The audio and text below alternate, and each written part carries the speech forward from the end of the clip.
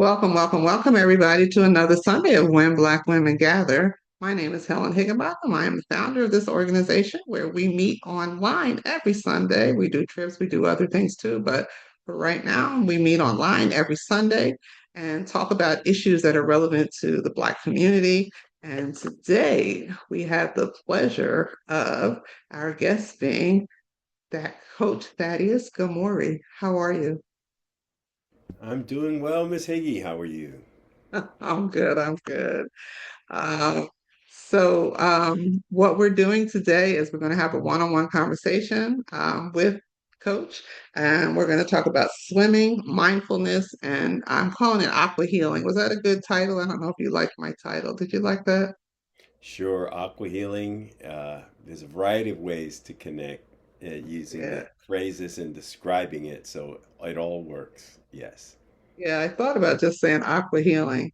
So what we're going to do today is we'll have I'm so used to saying doctor. We'll have Coach Thaddeus walk us through some exercises. I'm going to put up a poll and ask you guys to please do the poll as we're going on. Well, actually, let me put up the poll now and um, and just answer it. It's seven very quick questions, true, false.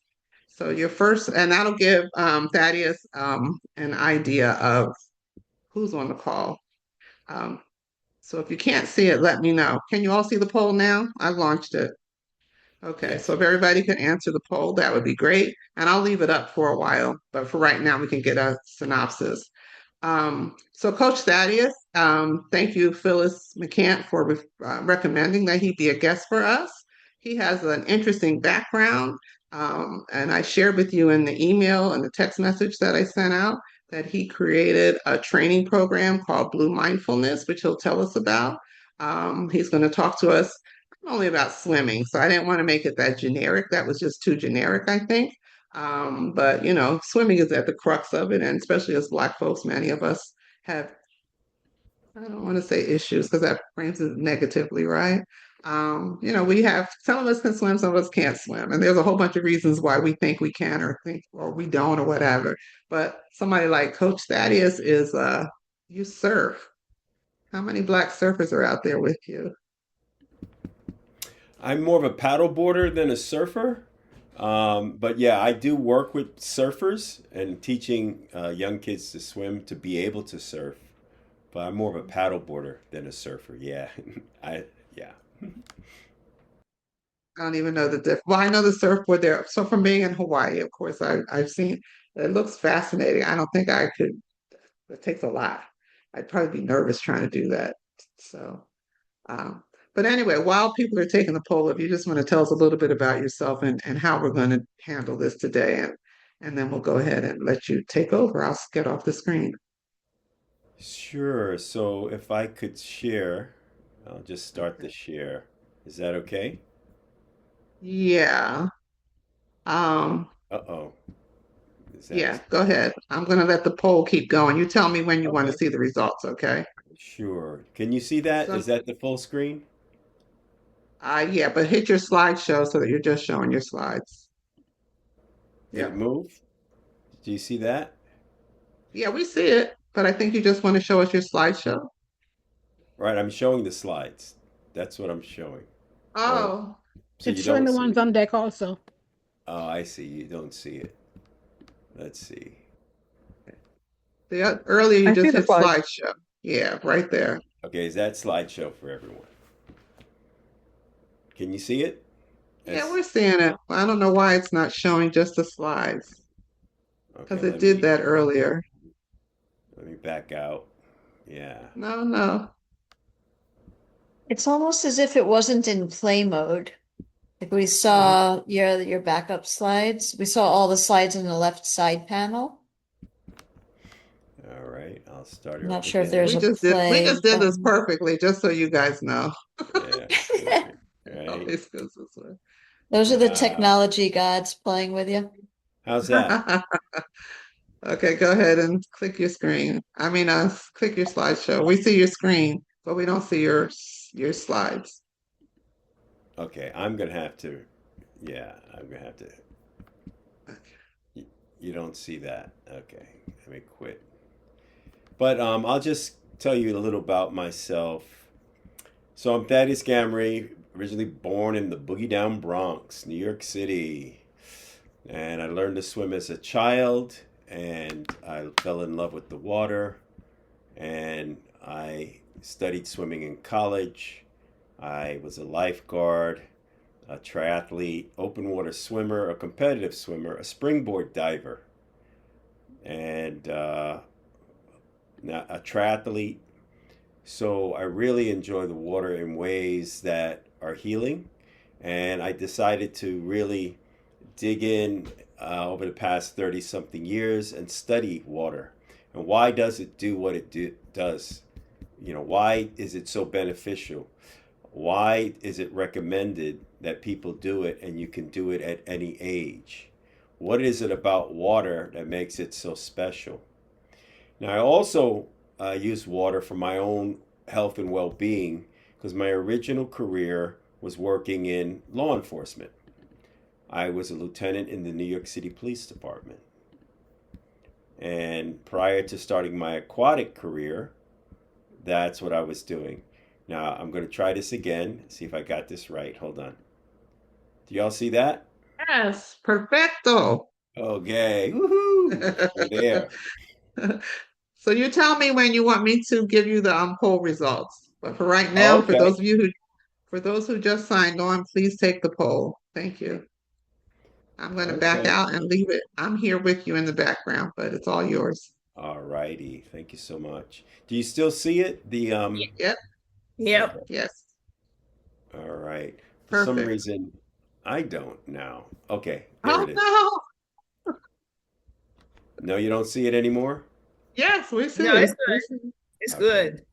It's Once it. I So, submit, We once I all submitted see it. mine, it went Yes. away. No, it's here. It's fine. Go It's ahead, there now. Thaddeus.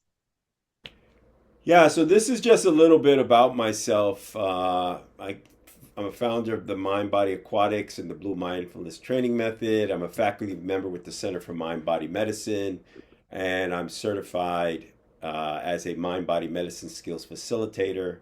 I have done adult programming at Norfolk State. I work with the Center for Community and Restoration, program coordinator. And as you can see, I have a lot of things that are related to sports and fitness and wellness as you go down. And then on the bottom it says NYPD Lieutenant Retired New York City Police Instructor. So that's my foundation, and it's where I started to apply water as medicine, water for healing, water for restoration in the special way that I do. And that led to the Blue-Mindfulness Training method. And it's a unique collection of things that were put together actually in real time. Things were happening, we applied it. There was all sorts of stuff going on in here in Florida. There was a racial equity training going on. There was also the Center for Mind Body Medicine came, and we were part of that over the last 15 years. There was things going on down here that created opportunities to train on understanding some of the racial inequities and where the origins of them.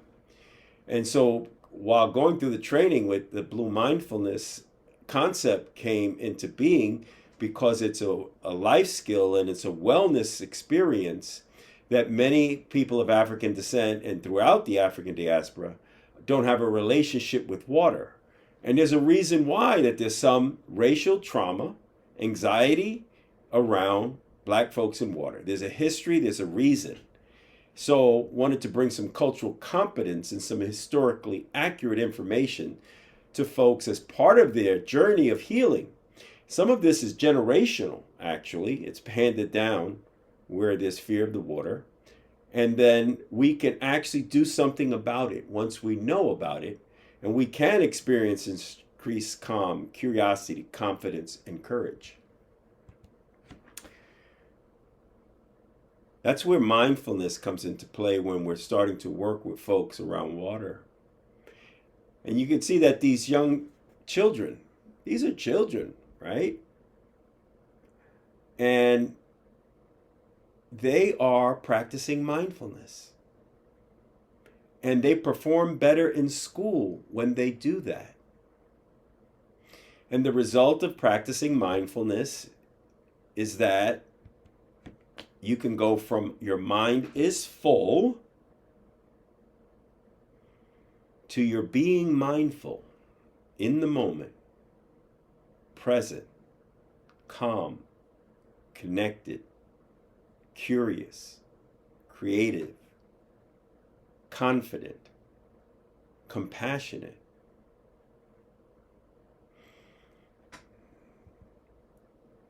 And then we bring the water into play. We bring the water into the play while being mindful. And there's a science that says what happens to the human body who connects to the water in a way that allows for the water to be healing and beneficial. They wanted to know, why do some people feel better physically and emotionally feel better? Why does that happen? And Dr. Wallace J. Nichols did the study.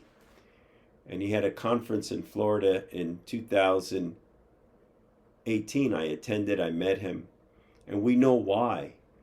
And water is very important, and it's ancient. The cultures and the ancient cultures all had relationships with water. Water as medicine, water as restorative, water as a source of sustenance, a source of spiritual connection, recreation, travel, food. Also, there was a study done on why, well, they knew why we benefit, but they wanted to know, can we measure it in children who learn to swim? And they did a 4-year study with, the US was involved and other countries were involved. But Australia was the host organization at the Griffith University. And they found out there's all these milestones, and this actually can apply to other ages and even adults. But the most significant milestone, the group that benefited drastically and dramatically were young children.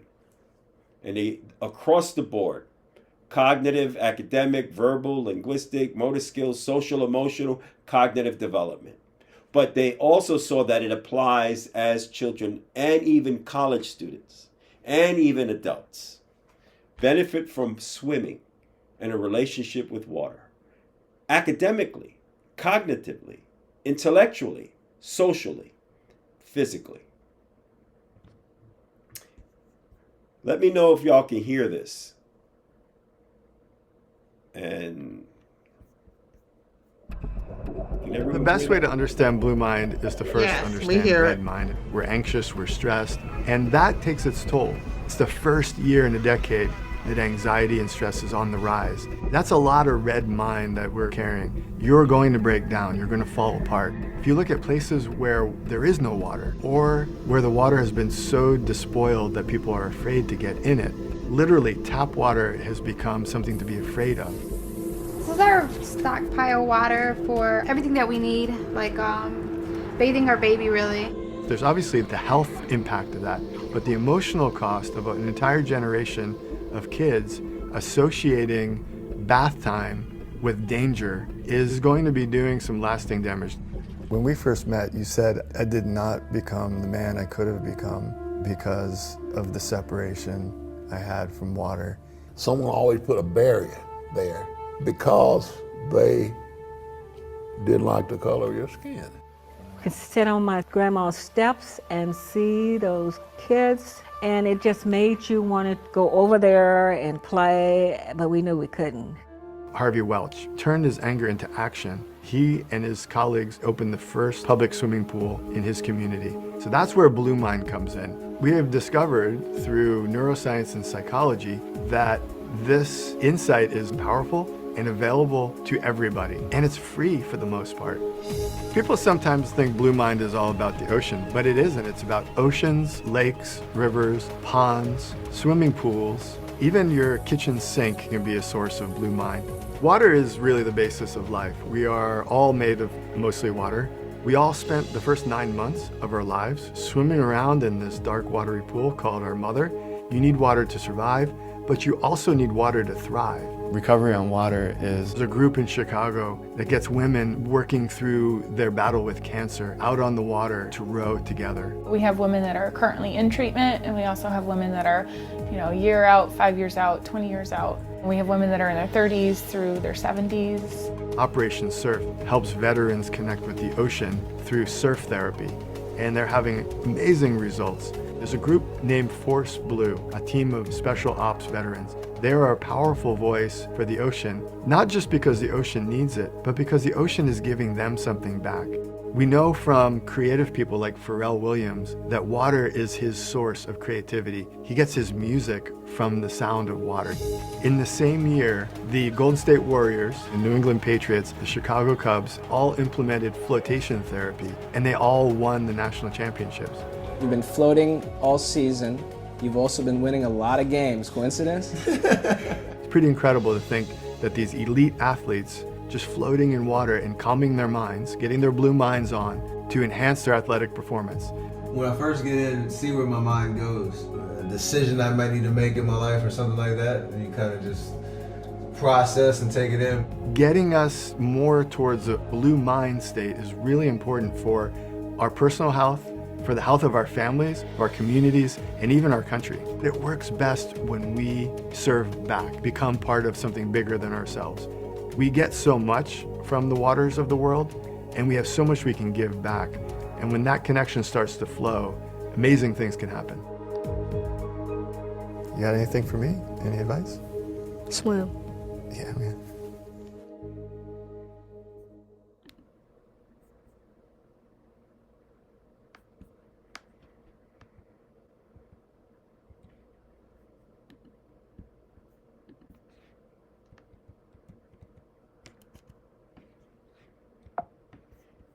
Okay, I stopped it for now. Everybody can see me? Yes, we can see you. Yeah, hi everybody. Multi-speaker. I was dropping in So, the chats for people. Please take the poll so we can do the tally soon. But go ahead, Thaddeus. I'm sure, I was sorry. going to ask you about the poll, but it's not done yet. You Okay. want to give them more time? Uh, let's see how many people have answered it. Well, we've got 79% participation rate. You want to go with that? Okay, we could wait. We could wait. Okay. Somebody said they We'll can't wait couldn't just see me. a few more Yeah. people if you want to sign on. So that's most of you. So thank you for participating. But it's absolutely anonymous and it's very innocuous questions. I think when you were showing the slides, they couldn't see the polls. So now they can. So we'll just give them another minute and then we'll go ahead and do the Sure. results. So thank you. And while we're giving people more time, let's have our own Blue Mind experience. So right Okay. now, what we're going to do, and if you are driving or doing anything and you need to keep your eyes open and pay attention, please, you can do this while you are paying attention and being safe if you're doing some other activity. We're going to do a breathing exercise. Breathing is essential for swimming. If you're going to swim for fitness or for sport or for even science, scuba diving, going underwater, things like that, or swimming or being in the water for wellness, being able to understand how to breathe in the water is different than on land. So first, before we do a relaxing breathing exercise, let's explore the number of ways that we can breathe. Okay, and I'll invite everyone to practice. If you have any limitations, please take your time and don't overextend yourself in any of these activities that we're going to do, these experientials around the blue mind, the mind and how water can interact in a positive way with our minds and our bodies, our communities. And we're going to start with breathing. So everyone just think to themselves, how many different ways is there to breathe? How many different ways can I breathe? And then we're going to walk through it. Now remember, be gentle with yourself. Anything I ask you to do, if you know you have limitations, please, you can stop, and self-care is paramount. So the first way of breathing we're going to practice together, and I'm inviting everyone to do it together with us, is we're going to breathe in our nose and out our nose. Breathe in your nose slow and full. And breathe out your nose slow and full. Breathe in. Breathe out. Breathe in the nose only. One more time. Breathe in. Breathe out. Okay. As we continue this breathing, you may feel a little lightheaded, so you may have to adjust. Number 2 way of breathing. In the mouth and out the mouth only. Let's breathe in our mouth and out our mouth. Breathe in your mouth and out your mouth. One more time. In, out. Okay. Number 3. Breathe in our nose and out our mouth. Breathe in your nose and out our mouth. Breathe in the nose and out the mouth. One more time. Nose and out the mouth. So you may already feel a little something, a little calming action going on, a little lighter. That's so. We're going to have one more. The 4th way to breathe. And you swimmers will know this. Breathe in your mouth and out your nose. Breathe in your mouth and out your nose. In your mouth and out your nose. One more time.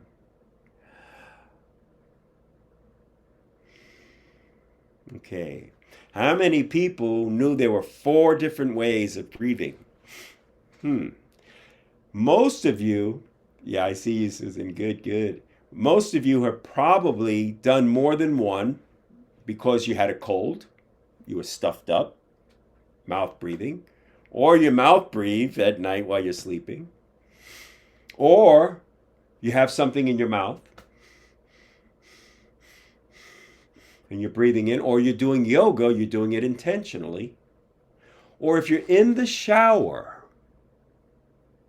most people will subconsciously switch to breathing in your mouth and out your nose because you don't want water to go up.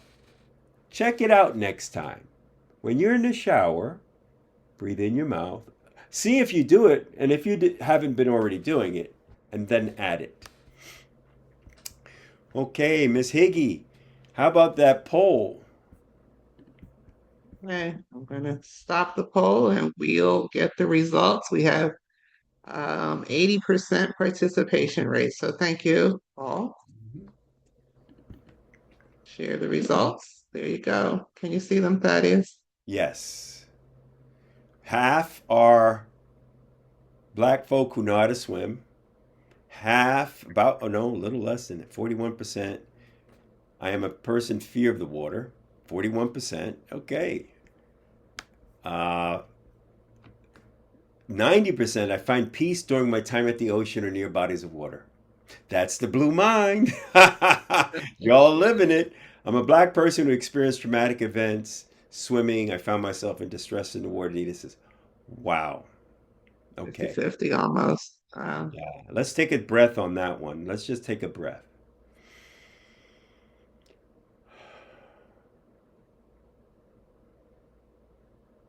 Feeling and sensing compassion. And believe it or not, I fall into this category.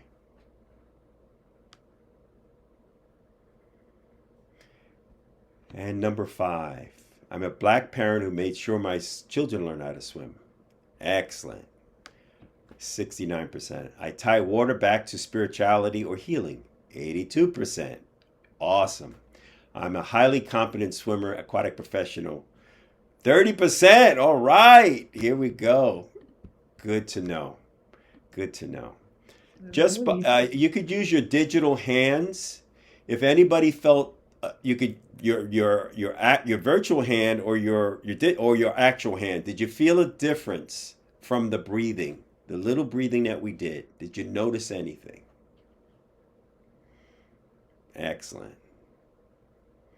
We're going to do more.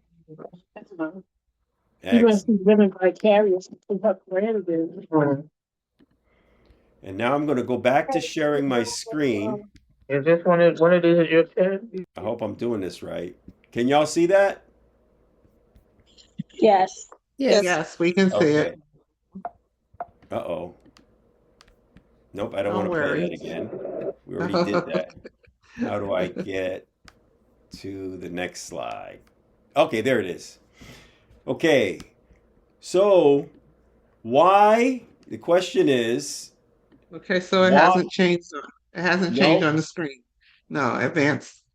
Okay, so let me stop sharing again and come Okay. back out. All right. And let's see, where am I? I'm over here.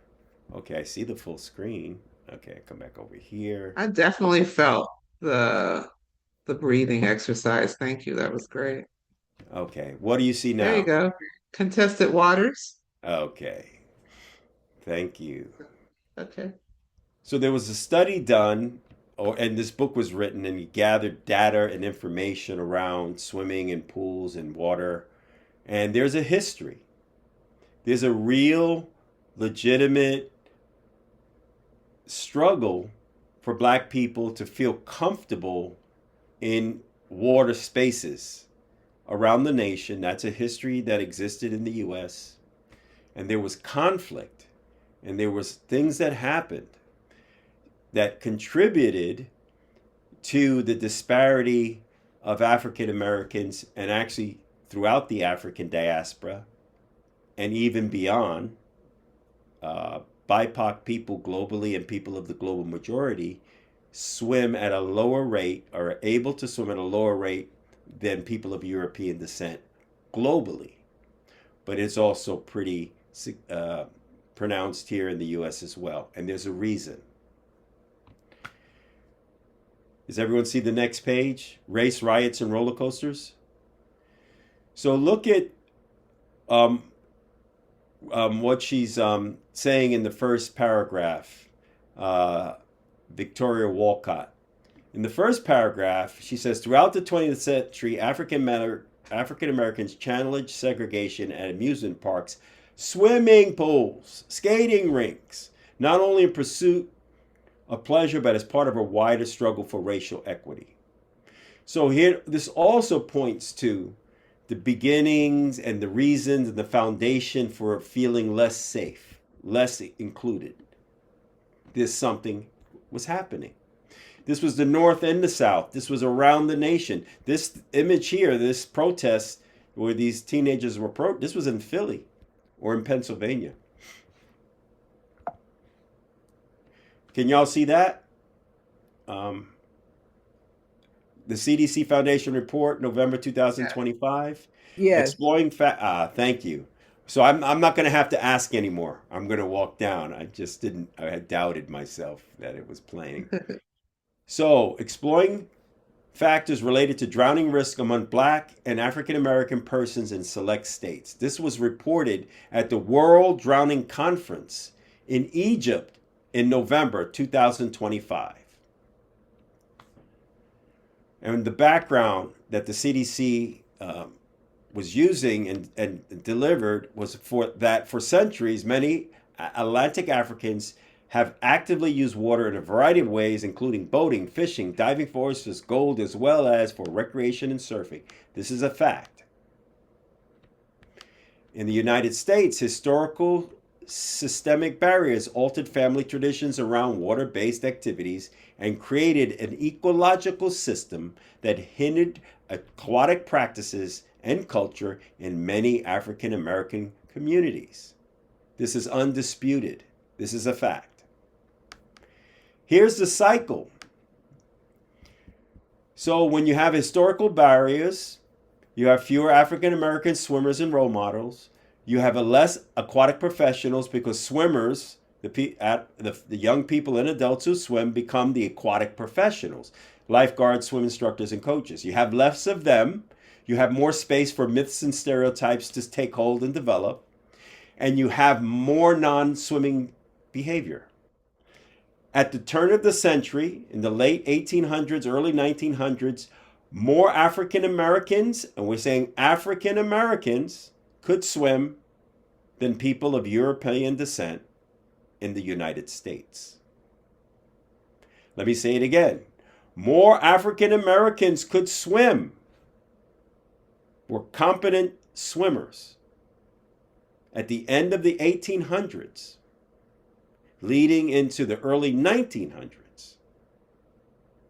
They were more competent and more of them than European Americans. So the fact of the matter is, Africans brought water competence to the U.S. during slavery. Period. They were sought after because of water competence. Interesting. Thumbs up if you can hear it. Uh-oh, wait a minute. I tried to play it. Didn't play. Okay, it's not. There it goes. Water is very liberating, and I just think that that's a beautiful connection.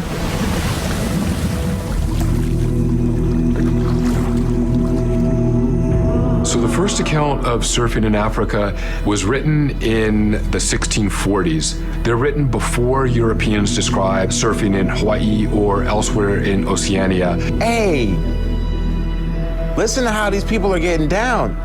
And they're clearly just talking about kids paddling out into the surf, turning around, paddling for waves, and then catching and riding waves. In Senegal, I see 3 years old, 4 years old, jumping in the water, like even they didn't have a swim lesson, it's just in their blood. They'd come across Africans, and every African group, they were just so impressed, they would say, these people are the best swimmers we've ever encountered. Enslavers realized that they could actually exploit these skills, especially Africans' underwater diving skills. I realized that so much had not been done in terms of research about African Americans in Los Angeles. He was born in Santa Monica in 1927. I had been surfing almost 20 years when I first heard about Nick, and I was absolutely blown away. No one knew that much about his background. We knew that he was half black and half Mexican. Willa Bruce opened up her resort in Manhattan Beach in 1912. She was able to get oceanfront property down there, starting a Black-owned business to support African Americans being able to go to the beach. From day one that she opened her place, she had issues with white folks in the area. They were aggressively pushing to keep African Americans out of Manhattan Beach. The insult is that for decades, nothing was done with the property. So it was very clear that it wasn't about seizing the property through eminent domain for public good. It was about seizing the property to arrest the success Charles and Willa were having. I started Intersection as a way to create a safe space and a fun space and a positive entry point for other women of color who want to learn how to surf. I'm so excited about the younger generation of surfers and the diversity that is out there. Show up, be counted, go surfing, be a part of the exposure of the sport. Surfing is one of those things on the ocean, if you think about it. It's one of those things that could just teach you a lot of things if you really pay attention.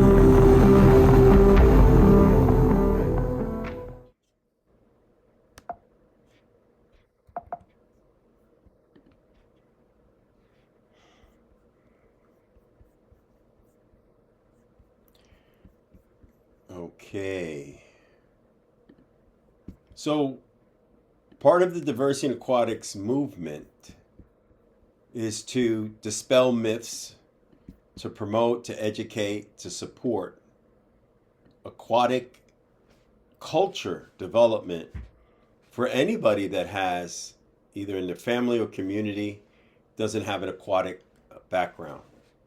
And we do that by sharing the facts and the history about what happened and why some people have a legitimate fear of water. Either something happened personally, they heard about it, it's in the news, it's impacted them culture-wide.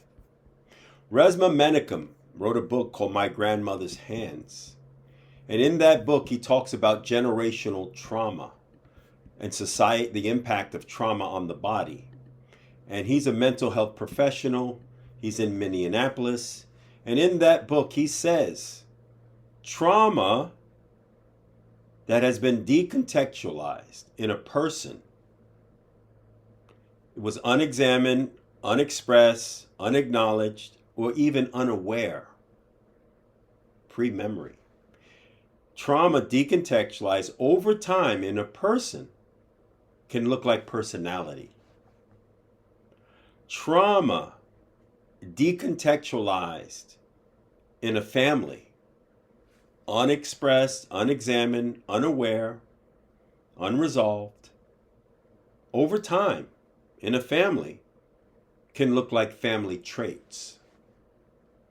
Trauma decontextualized in a people, unexamined, unexpressed, unaware, unresolved, in a people over time can look like culture. Culture. So now we're trying to, the movement is to create water as healing, water as medicine, because we are water. We're 70% water. So now I'm going to stop sharing the screen for now, and we're going to do a little movement. And we're going to use our hands. We're going to do some movement, and we're going to create a water experience in our bodies using our breath and our hands. The calm, gentle, relaxing flow of water, gentle waves coming onto the beach, and that sound of the waves just gently coming up and down, where most people will feel calm and relaxed to see it. Most people will feel calm and relaxed to have their ankles or their feet in it, and other people who are even comfortable can be in it and floating. So, even if those of you all off camera, as long as you're safe, we're going to do some movement with our hands. So if I had a helium balloon, and that balloon was under my hand like this, and now I have it down by my lap. So it's down by my lap. When I inhale, I'm going to inflate the balloon. When I exhale, I deflate the balloon. So we're going to inhale our nose and raise your hand up as you inflate your balloon. And exhale out your mouth as you deflate the balloon. Breathe in slow and full. Exhale, gentle but complete. Breathe in slow and full. The hand rises just like a wave, a gentle wave. Exhale, slow and complete.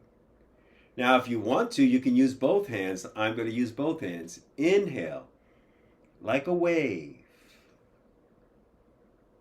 Exhale, gently float down. Inhale, breathe and let the helium balloons help your hands rise. Exhale, bring it down, just like a gentle wave. Inhale. Exhale. Inhale. And exhale. And relax. And now notice how you feel If just by breathing and moving like that had an impact on your body with an aquatic image, with a sense of it moving like water, just think, see how it feels. And now I'm going to share my screen again if I get this right. Do y'all see that? The floating image again? You do? Yes. So you see these people floating. 3 of them had never floated on their back before in life, and they were 40 to 60 years old. This is in only 3 feet of water in Broward County, Florida, with some assistance with flotation devices. They were able to float on their back for the first time in their lives and look up at the sky, and were so relaxed. One of them fell asleep. Literally. I thought he was kidding, but he wasn't.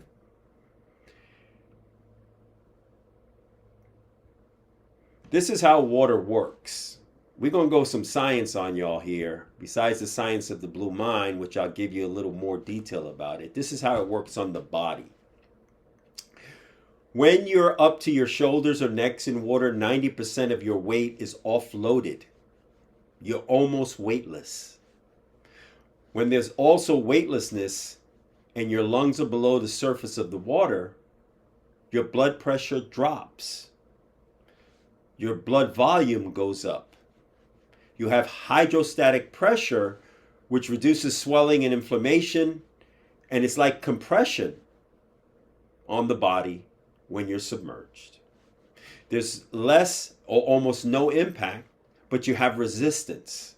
So the muscles are moving and blood is flowing and oxygen is going, and your flexibility is actually greater in water than on land. When your sensory stimulation, because the water, you're feeling it moving, touching the whole body, and your balance is also challenged in a way that stimulates muscles to go different directions, side to side, and it promotes relaxation as well. Relaxing the joints, you have range of motion increase because the weight of gravity is not compressing the joints. The joints actually open up. This is how water works on the human body. And I'm trying to change my slide. Okay. This is a little more science about what happens. This is Dr. Bruce Becker. He's the Aqua Doc. He's the creator 40 something years ago of the Aqua Jogger belt for training in water with a flotation belt to keep your head above the water. What's operating on your body while you're in water that creates these benefits that you're looking at, neurological, kidney, muscle, bone, respiratory, and a cardiac, is that there's density in water. There's buoyancy in water. There's viscosity or thickness in water. Density means it's heavy, it's weight, you're actually pressing on your limbs. Hydrostatic pressure and thermal properties, meaning that either the water is warming and it can keep the body warm, or it's cooler and it can actually take heat away from the joints. It can reduce inflammation. Here's another slide of the unique properties and physiology of water. So your blood pressure drops, but your blood volume goes up. You actually have more increased peripheral, more increased blood flow to the periphery, to fingertips, joints, toes, and ankles. You get more of blood and oxygen in a healing way to those muscles, joints that need it, especially the ones that are injured. That's what the water does. We're going to go a little deeper into the Blue Mindfulness Water as Medicine. This is a real experience. See if you can find me in the picture in this video. Wait a minute. There you go. Play. There we go.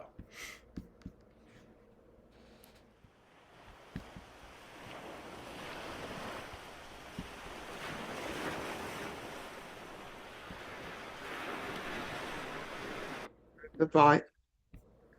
Sorry about that. I did that. Let's start it again.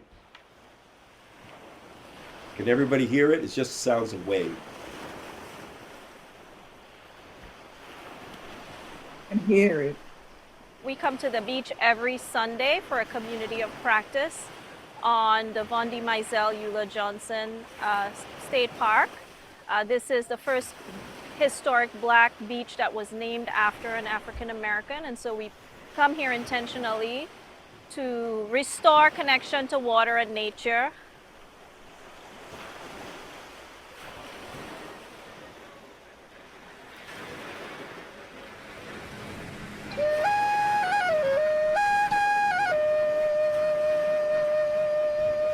And our partners are Hum Education, my organization, the Southeast Climate and Energy Network, Diversity in Aquatics, the SWIMS Foundation, which is sponsored by the Children's Services Council of Broward, students and teachers of the Broward County Public School System. Often we think of self-care as something personal, as something, we come here, we experience the beach, we feel good, we go home, we deal with, it helps us to deal with stress and deal with life. The most radical act of self-care is when we give service to others and we understand that the planet is an extension of our own bodies. So taking care of the planet is not just another important issue.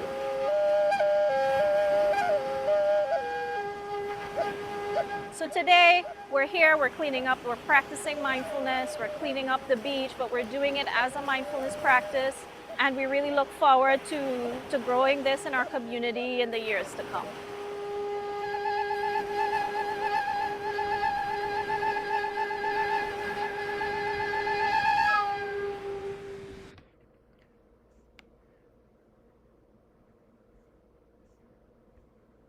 So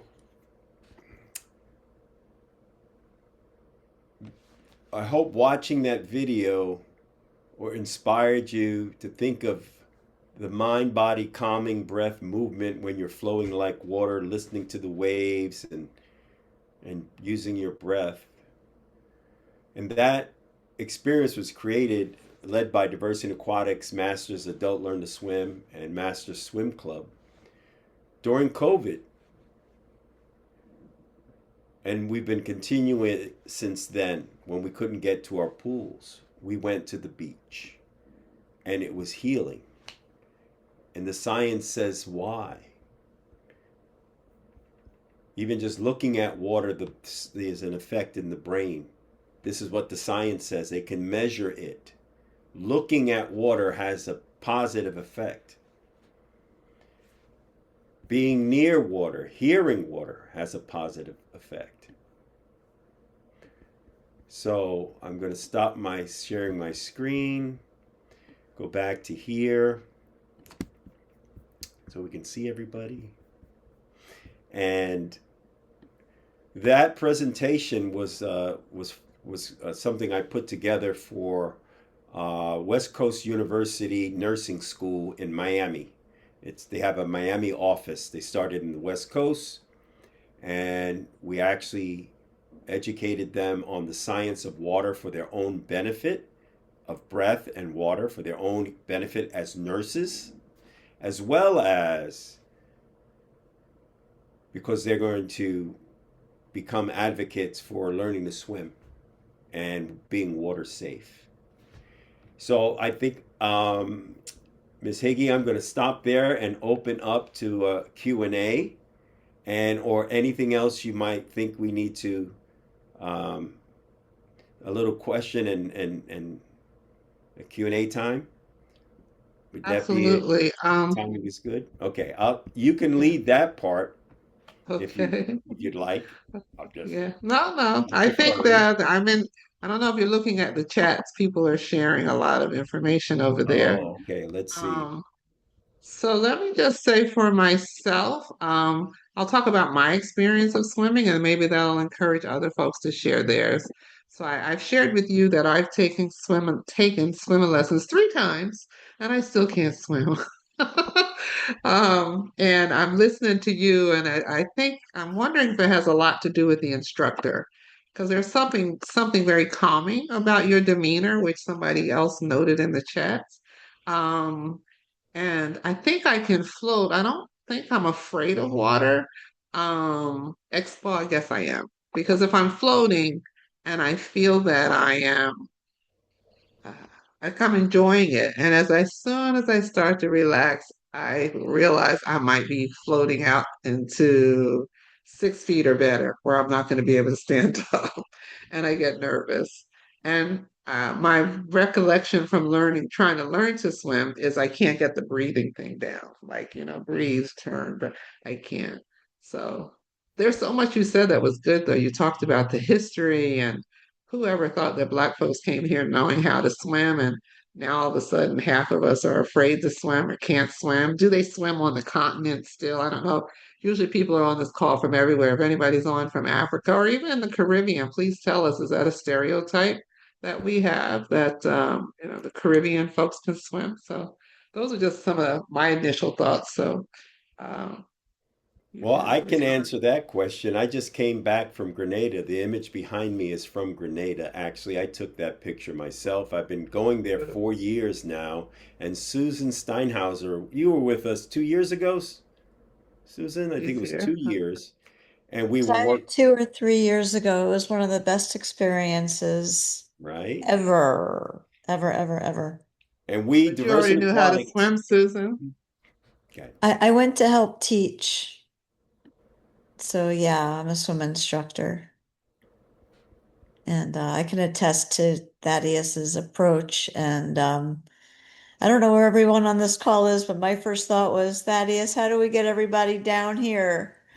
I so want to teach these folks. I have no idea. Well, Thaddeus and I were talking about possibly doing a retreat somewhere. So perhaps put it in the universe, Susan, put it There in it the is. universe. Yeah.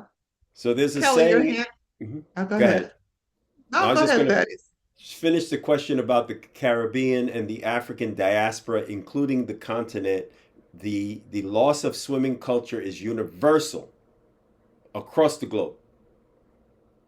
So colonization, absolutely, and then segregation, not just the slave trade, but the segregation in the last century is what really did a number on swimming. It really did. Across the globe. Absolutely. Across the globe. And I'll pass the mic back. So I see Kelly's hand. I see Maxine's hand. Kelly, go ahead. Hi, thank you so much, Thaddeus, for your presentation. I just had a question in regards to, because I do not know how to swim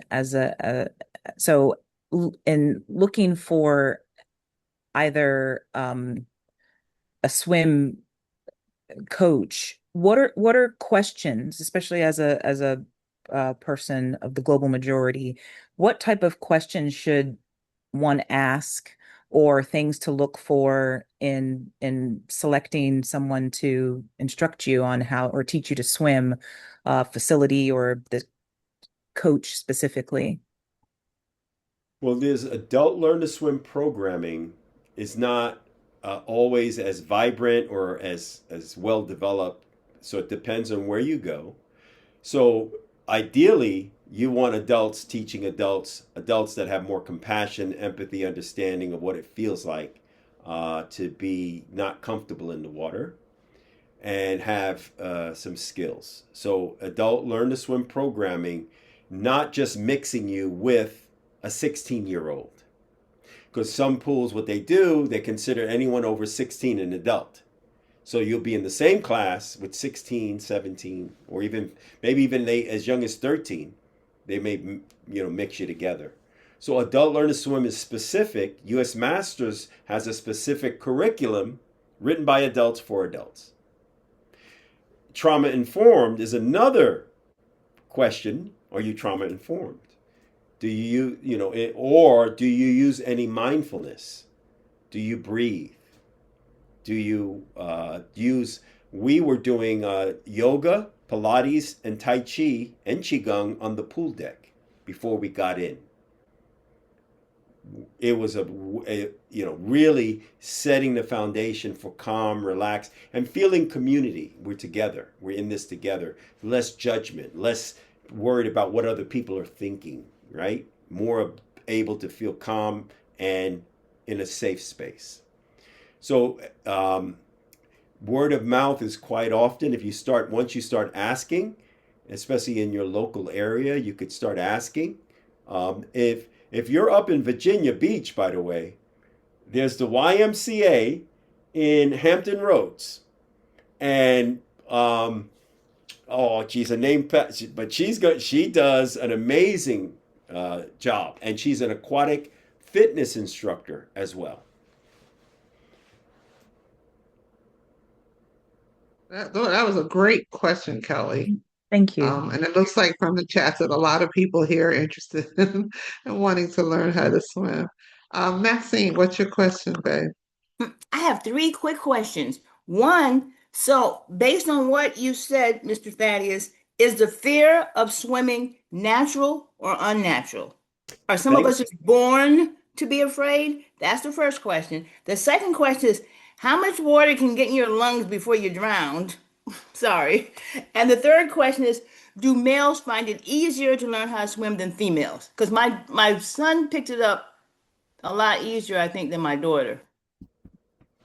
Great questions. So, you said some people are born afraid of the swimming. So there's a new science called the epigenetic science. And it's proven that if people in your family were afraid of something, anything, that fear could be passed on epigenetically. Epigenetically is how genes are expressed. It doesn't change your DNA, right? So someone is a dog lover, someone's afraid of a dog. Environmentally, something happens. They get a puppy, they learn to care for the puppy, then the switch, the way the gene is expressed, goes from afraid of dogs to dog lover. The same thing, so environment can influence how your DNA is expressed, and your DNA can be passed on. Also, fear is culture. It could be cultural. We practice fearful things. We say fearful things. A lot of parents practice water avoidance. Stay away from the water because it's dangerous as a form of water safety. We know that doesn't work. Children are naturally curious. We're naturally attracted to water. Children that come out of the womb can be safely in water. They teach swimming at 6 months old. They give birth in water. We learn to be afraid, or it can be passed on. But even if it was the generation before, it doesn't mean it's automatic that it will be the next generation. It could actually skip a generation. Or that individual's joy and love of water was so great, they overcame it. Or they were around people whose love and joy and competence and safety around water inspired them to the point that the fear wasn't enough. Kids will do things that are dangerous and fearful, right? Because of the challenge of it. It's even fun to do something a little crazy, right? Especially boys. Yes, especially boys. So the benefit of learning to swim early can disrupt any programming that was passed on. Drowning, I'm transitioning now. Technically, drowning is when you inhale, you take in water into your breathing, your lungs, goes in your mouth or nose into your lungs, and it inhibits your ability to breathe any longer. Drowning can be fatal or non-fatal. Somebody who takes in water into their lungs, it inhibits their ability to breathe. They can be rescued, taken out of the water, and they can then, CPR is performed, the water comes up, and they go back to being normal without any harm. Unfortunately, depending on how long they're in the water, there could be brain damage, even if they survive. Okay? So learning to breathe and when not to breathe and don't inhale water is part of the process of being water competent. Knowing when to breathe and not to breathe. And also knowing your limits. Knowing where to go. Be safe. Don't swim alone. Know where you're swimming. Don't go into dangerous circumstances. Don't do anything risky. Swim with a lifeguard. And the last question you had, what was the third one? I think I transitioned. Do males find I it tried. easier to do males find it easier to learn to swim than females? No. USA Swimming is actually women dominant. There's more women swimming. Even USA Triathlon, more women came in like a rush. Title IX, before Title IX was the issue why less women swam. When Title IX, where they had to make it even for women in college to have equal sports, swimming flourished because they didn't play football. Right? And then more women started to swim. And now there's actually more girls swimming in USA Swimming than boys. They continue to swim. So the answer to the question, though, matter of fact, girls may find it easier. Boys are just more dumb. Oh, not dumb. I'm sorry. Risk takers, and it's harder for us to float. They'll jump off of cliffs when we won't. So say it again. I'm sorry. It's harder for who to float? We ladies. We have hips and thighs and big bones and all that stuff. I sink. Not true. I sink. I tried it 3 times. I'm with Helen 3 times, and I was born on an island, and I still can't swim. So floating is a skill. Oh, it's okay. Actually you have to. You can put yourself in a position that's not. It's not. You're not gonna float. I can float, and I can change my body position where I won't float. And sink to the bottom of the pool. Well, if you're not breathing and you're not distributing your weight across the surface of the pool, it's harder for it to hold you up. If you're vertical, you sink faster. If you're horizontal, laying down, you're spreading your weight. You're distributing weight. So there's more of your body weight and mass spread over the surface of the pool that the water can hold you up. Some people are not, it takes a little more skill to float than others, yes. Some people are what's called negative buoyant, positive buoyant, and neutral buoyant. So you can be, but it's not universal. If you are, you might be, you are, but that doesn't mean you can't float. Competitive swimmers don't float well. They sink to the bottom of the pool, but they're the fastest swimmers in the world. Including the black folk, African American swimmers. The fastest swimmers in the world, and they don't float well because they have muscles and powerful bones. They do not float well, but they can because they know how to. It takes technique. And breathe. You got a relaxed body floats better than a tense body, and you have to have use your lungs. Breathe. And floating doesn't mean your legs are up at the surface. Your legs could be dangling as long as your lungs and usually your lungs are holding you up, and your face can be out of the water even if your feet are dangling. Okay. So this is not floating. This is floating. Technically, this is floating too, because your face is at the surface and you can breathe. This is floating. Beautiful. Legs are dangling. And that's where people make the mistake. They say, I can't do that, therefore I can't float. That's not correct. Your arm position matters. If you put your arms over your head as opposed to your side or posed down on your side. This is a technique. If you don't know that, you're going to sink. The weight of your arms are now going to add to the weight of the lower part of your body, and it's going to try to pull you down. If it's up here, you distribute it, it's more likely it'll lift you up, and your lungs will allow your body to float. It's technique. So it depends, right? Some people it's easier or harder, but yet all people can float. The myth that black people don't float because of bones and it's a myth. It's a lie. I've been told our skin is too thick. I've heard that before as well. Nope.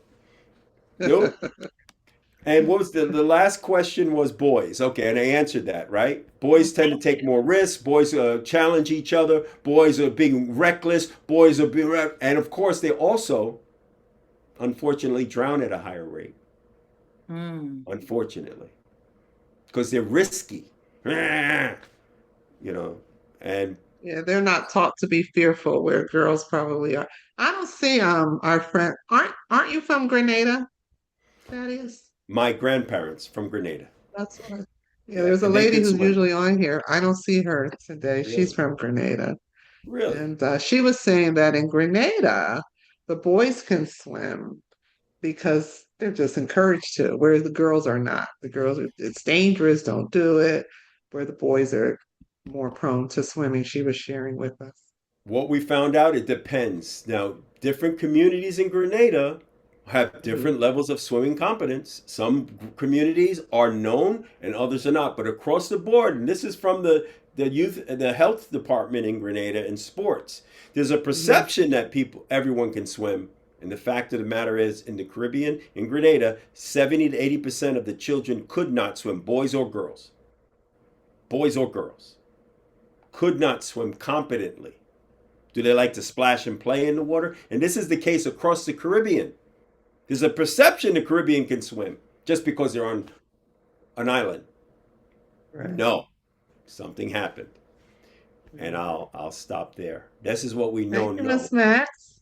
Thank I you. see Miss Lena, and then I see Iris. Lena, are you ready with your question? Oh, okay. Let's see. I unmuted. Can you hear me? Can you hear me? You turned off. We can hear you. Turned off your camera. I'm saying you can hear me, right? Okay. Well, thank you very much for your presentation. Yes. We can hear you and see you. Thank you. Okay, thank you so much for your presentation. I really enjoyed it. I just wanted to comment and maybe ask a question that I have been, going to pools. I grew up in segregated New Orleans in the, late 50s, early 60s. And, we would go to, my sister and I would go to the pool at, it was for blacks, Lincoln Beach. And there were two pools. There was kiddie pool and an adult pool. So I was comfortable being in a pool, but I never really learned how to swim. We just comfortable in water and around water. Although every summer, I knew people who drowned. There were my playmates, people in my neighborhood. Several people drowned. So I guess that's some trauma. But anyway, I take water aerobics or water fitness at my local Y, and I really enjoy that. And I can float and, using flotation devices and the water weights that we use for the exercises. And so I'm comfortable with that. I'm not, there are some women in my class, these are classes for seniors. And, there's a few who take lessons or who say, I'm going to learn how to swim. If it's the last thing I do, I really don't care about learning how to swim. I'm comfortable. What I can do, I can float, I can move around with these flotation devices and so forth. And that's fine for me. Now, I was going to also, in regards to the people from the Caribbean, I remember a friend said, well, I don't swim in pools. She was from Jamaica. She says, I don't swim in pools. I can swim in the ocean. And recently I heard my grandson, the 5-year-old grandson, he said the same thing. He said, we've been taking him to Delaware to the beach every summer. He said, I swim in the ocean. I know how to swim in the ocean. So maybe, there's this perception, as you were saying, that swimming in the ocean is somehow different from swimming in the pool. Do you think that, there's this perception, that swimming in the ocean is somehow different from swimming in the pool? Or is it, is there really a difference? Absolutely. There are people comfortable in the ocean that are not uncomfortable in the pool, and vice versa.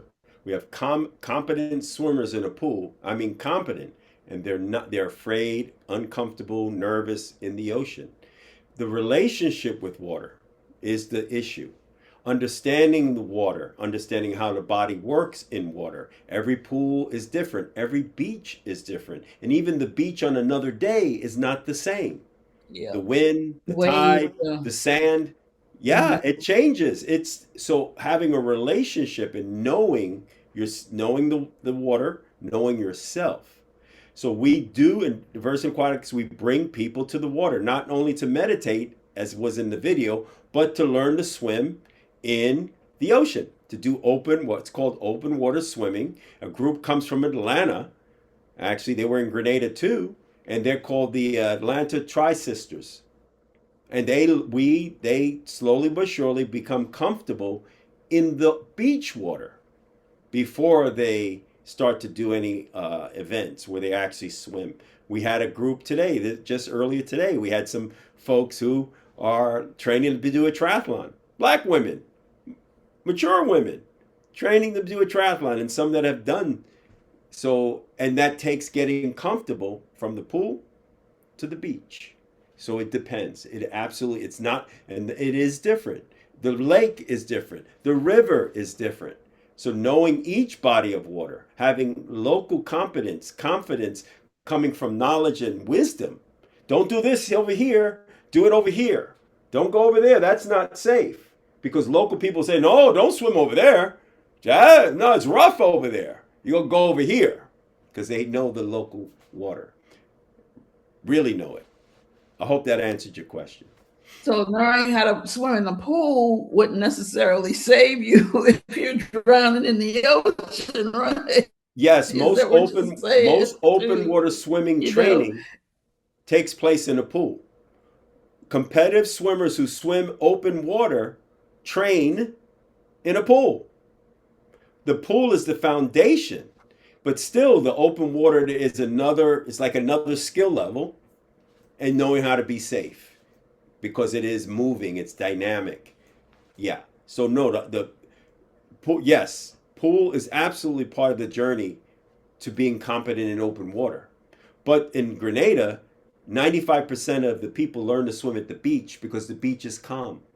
That's the beach. That's the water behind me. It looks like that most of the time.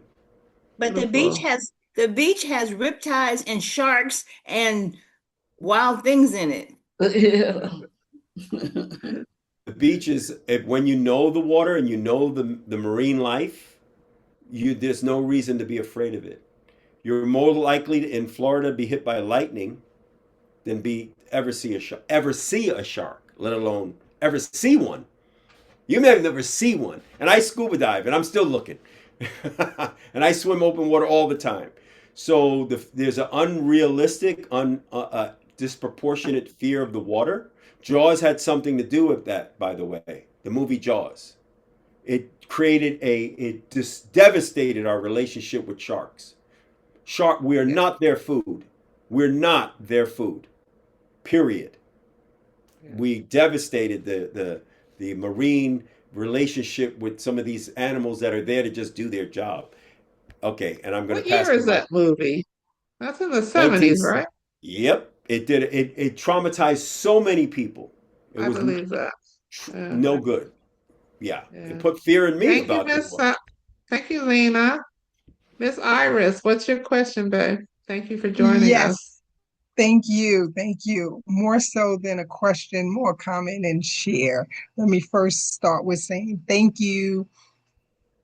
Thank you both. Thank you for making this opportunity available to us to be a part of it. Thank you, Thaddeus, for coming with your calmness, your insight, and your information. This is very insightful. Swim, I think. Yes, that made a difference. It drew me in. It kept my focus. Usually I'm multitasking, doing more than one thing at a time, and I found myself very present. So thank you for that. And I just believe that nothing is a coincidence. So this has been very timely. As I'm a person that have identified as comfortable in the water. I love water. It's very soothing to me. And I recognize that I cannot swim, but I've always said I can survive in the water. I did have an experience in about 2007 where I was in a pool, a friend had a backyard party. Everybody was in the pool. And, because I can survive in the water, I can try what everybody else is doing. And I was off to the side and I went down and lost control and thought I was drowning and nobody saw me. It was the most scariest experience one of the most in my life. And just the thoughts alone just kind of almost consumed me for a minute. I didn't go back in the water, but I made myself get over it that day to go back in the water. But it was the thoughts like, oh my God, I could have just drowned and died right here. Nobody would have known because no one realized that I was coming up trying to catch my breath. So that was one experience. I don't think that I can't swim. I had a brother-in-law that, he was big, military, and he tried to teach me at 14 how to float and how to swim, and I didn't get it. So I just thought like, okay, it's not for me. I'm not going to get it. If he couldn't teach me then. And then I tried a couple of times. My sister and her kids, they are fish. They swim. They're part of the Y, and my nephew is a lifeguard now, a junior lifeguard. He teaches classes and everything. And so they inspire me to want to do it. My sister said I'm bougie because I don't want to come to that particular Y to take lessons. The locker room just is not neat enough for me. So she said I'm too bougie. So I'm looking for a place, and you have reignited that fire for me today to want to say, okay, I travel too much and go too many places, love waterfalls. I seek out waterfalls when I travel to go see them.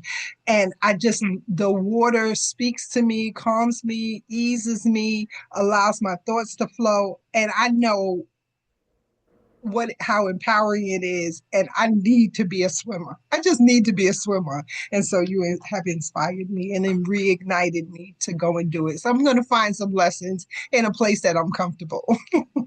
Where are you physically located, Iris? I'm in Jersey. I'm in Parsippany, Morristown right now. And I work in Essex. So I'm flexible. Beautiful. Excellent. I think it's a timely conversation too, because we're at the onset of summer, so it can get your mind set. For me, Thaddeus, I put in the chats that I am wanting to learn how to swim. And you mentioned when you were talking about the physiological effects of water on our body, I thought that's interesting, from the blood pressure to all of it. But you mentioned inflammation. So right now, I'm doing water aerobics, and my intent is um, actually talking to you, same thing, and having Miss Phyllis make this recommendation, and then watching the films. I see Miss Muhammad is on this call. I hope she'll speak with us because I watched her video. All these things inspired me. So now I'm thinking that I want to learn how to swim for the inflammation in my knee. So I'm taking it to a whole nother level. So it's paramount that I learn how to swim too, because I'll be 66 tomorrow, you guys. And I know I don't look it. I don't want to be walking around like I'm 70. I want people to really think I'm in my 50s. But when your knee is bad, kind of gives it away. So I'm excited about that. And I'm sure I'll be talking to you more offline about where I can go and who I can, what I should be paying for lessons and the whole bit. So thank you, Miss Iris, and we'll see you again. There's quite a few hands up. Did you want to jump in and add anything there before we move on, Thaddeus? Yeah, you can start to learn to swim at any age. Aqua fitness classes helps. It develops the relationship with water. And if you already know how to float, to do a little more skills so that you can move your body across the surface of the water, even on your back, is swimming. Swimming does not have to be competitive or sport. It just has to be able to propel your body and even underwater. Someone put in there underwater. Underwater swimming comes natural. It's swimming too. Swimming on the surface, swimming on your back, not just competitive, freestyle. Is about being competent and comfortable and relaxed in water, that you can propel yourself, you can float, you can tread water, and you can move around. It's not about doing laps to make you a swimmer. No. Yeah, that's it. You mentioned treading water, because even if I could just learn how to do that, I think I'd feel like if I found myself in deep water. I remember I was on a banana boat once and people got really crazy, and I was really angry because they made us fall over because they thought it was fun that I couldn't swim. And I remember being like scared at first, and then I'm like, you're not drowning. Of course, I had on a life jacket or whatever, the thing around my, and then I just kind of relaxed and went with the flow. And I wasn't by myself, and I had the life, what do you call it, the floating thing around my waist. So, but anyway, Miss Alicia, what's your question, my dear? Alicia? Hi, Thaddeus. Thank you for your presentation. I'm sorry, you're hearing an We're echo. getting feedback on you, Miss Alicia. Are you connected somewhere else in addition to? Yeah, because I'm having tech issues, so I have to use my computer and my phone. So I'll pass. Well, Or can you you could put turn it in one the or the other chat. off? Yeah. Yeah, put it in the chat. Let's see. Or try turning one off and just asking the question. Okay, Alicia? I'll put it in the chat. Okay, all right. Thank you. Susan, I see you're up again. Thank you. Sure, thank you. This is just a quick PSA based on what Iris just said. Iris, I'm really glad you got back on the horse after your incident. I became a swim instructor because a friend of a friend's nephew was 5 years old at a family picnic, and nobody was an official pool watcher at the family picnic. And it wasn't until it was too late when somebody said, "Where's Stevie?" And they found Stevie at the bottom of the pool. So pardon me if I cry, but that's why I became a swim instructor. And I cannot express or emphasize enough this summer, if you're at a pool and it's a family gathering or a friends gathering, there must be a designated pool watcher. Even if they are not a lifeguard, they need to be the official pool watcher. And if they need to take a break to go get something to drink or go to the ladies' room, men's room, they need to pass off that pool watching responsibility to somebody else. It's really important. Even if there's no one in the pool, somebody can fall into the pool. There's got to be somebody there. And Miss H, you mentioned treading water. And if you remember when Thaddeus said that floating is all about distributing your weight, well, the human head is going to weigh between 8 and 12 pounds. And your center of buoyancy is your lungs. So if you're vertical trying to tread water, you're trying to keep 12 pounds of weight out of the water. So treading water, I have found when I learn to do it and when I teach it, it's one of the most advanced skills. So I would sooner teach somebody to lay out on their belly with their face in the water and kick, or lay on their back and learn how to use their arms in something called the elementary backstroke. That is the first thing that I teach. I find it to be the safest. And body position to me is just as important as kicking or arms. Once you get your body position where your head is as far away from your lungs as possible, then you're going to float and glide, and the rest is super, super easy. And if there's more time at the end, I see other hands up, but I've got a thought about why some people are afraid of the water, but you might think I'm a little crazy and be afraid to meet me in person when I share it. So I'm just going to put myself back on mute. Bring you back for that one. We want to hear it. I want to hear it anyway. Thank you, Susan. Did you want to add something there, Thaddeus, before I move on? Yes, the science and knowing, science, we're adults. So information about the facts about how and when and, what the body can do in water and just skills. It's a technique. It's not years of developing muscles. It's just a relationship, and knowledge matters. One, that you believe you can be a swimmer. Two, that it could be as simple as floating on your back doing the elementary backstroke. And you're moving down the pool and you're relaxed. So the elementary backstroke is just basically like this. making angels. Oh, not that's a bad analogy, but yeah. So yeah, knowledge about what we mean about swimming, it can make people feel that it's something more attainable. It's attainable. Oh yeah.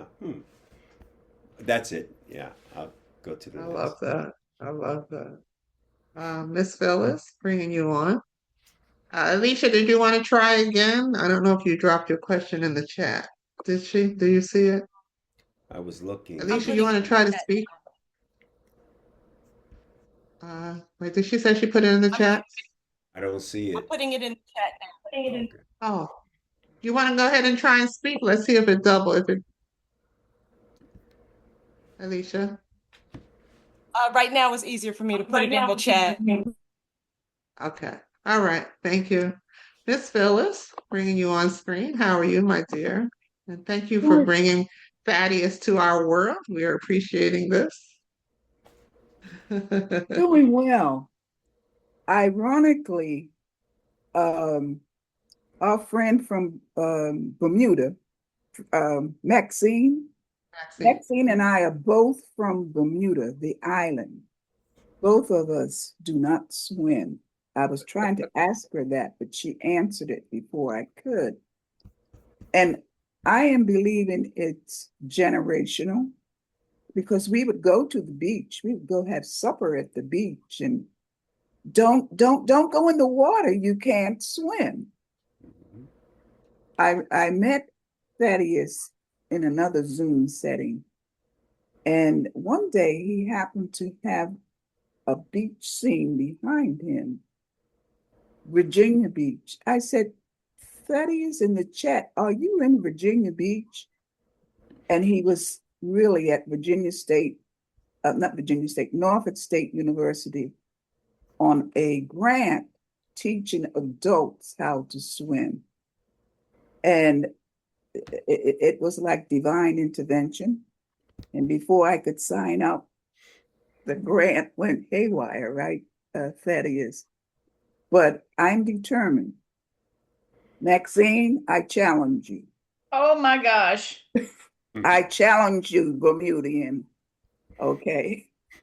But like your son, Maxine, my older daughter, she didn't pick up the fair water, and she swims. In fact, she has her own snorkeling gear when she goes to the island. Oh God. She didn't realize I didn't swim until later. I tried not to pass that on as a generational. That was a goal. But now Kelly, the one who spoke first, the two of us, we do not swim. So apparently I transferred some of that fear to Kelly. However, the years are passing, and I think I'm going to bring that up on my bucket list as a priority. Okay, Thaddeus? Good to hear. Excellent. I'm listening. I just got to address something. I'm listening. Okay. Thank you. Thank But you so much. basically, I think it's doable.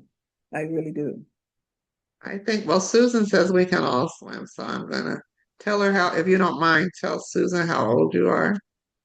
Oh, I'll be 84 in September. No big deal. You know, if that's 84, I can learn how to swim. I know we're on Zoom and you're just a little square up away. You don't look 84. Oh, I know. I don't feel it, really. Look, I don't feel it. Maxine is a Howard grad. Maxine, may I ask a question?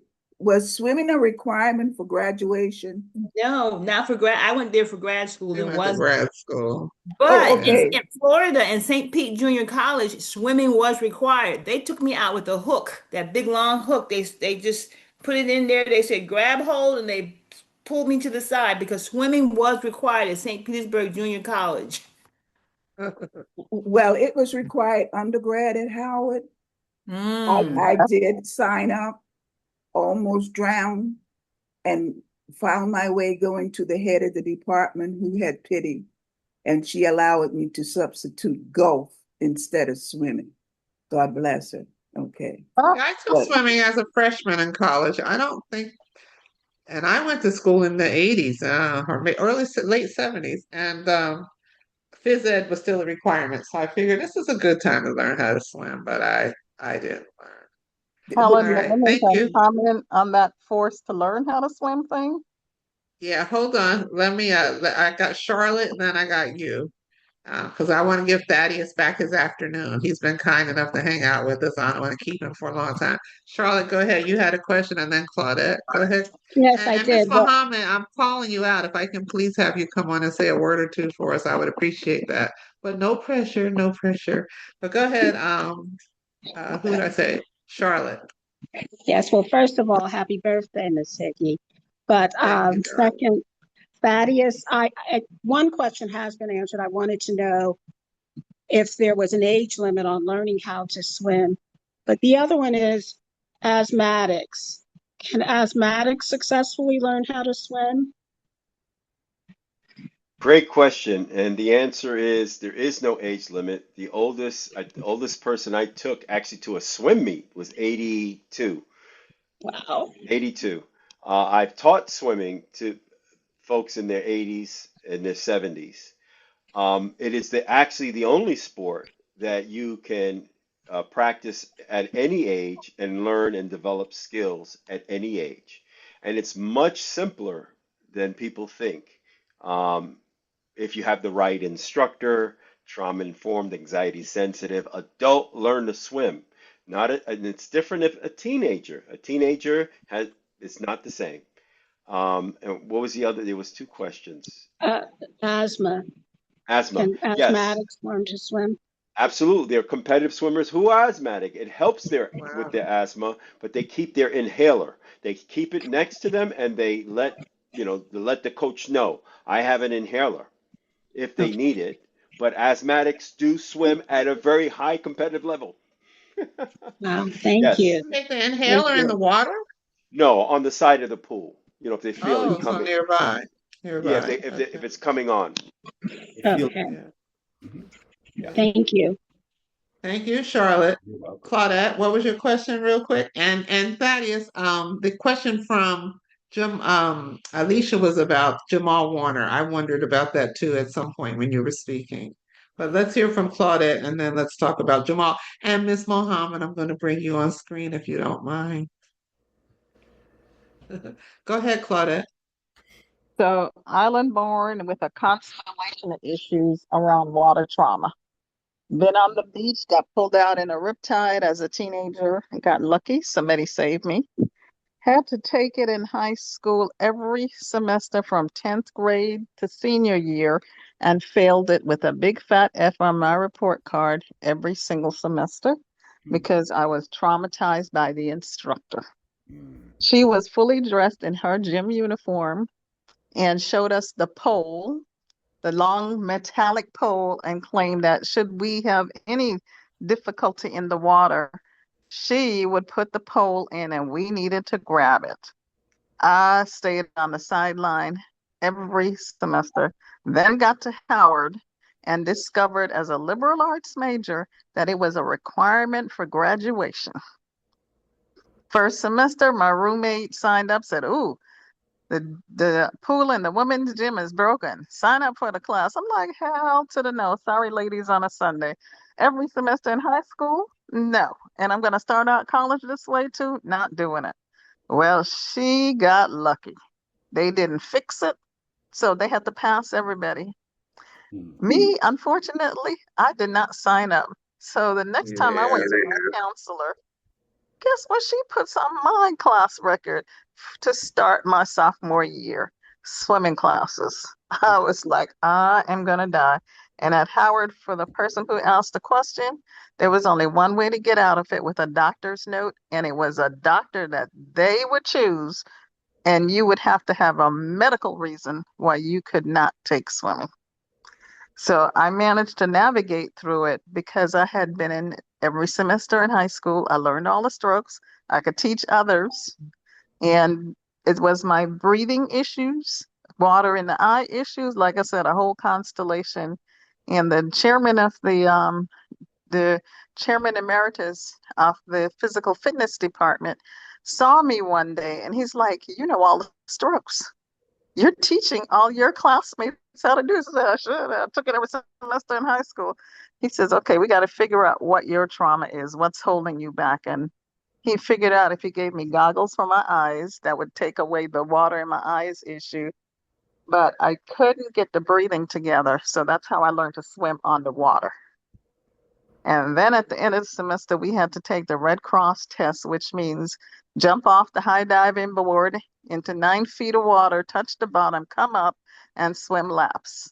Well, they gave me a concession, said if you make it down from the deep end of the pool to the shallow end, you won't have to swim back.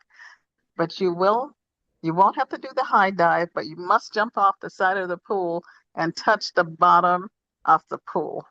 I was like 10 minutes before class was over. The instructor told me if you don't jump in, you're failing and you'll be back next semester. I had shades of nightmare from high school. I was like, I can't do this.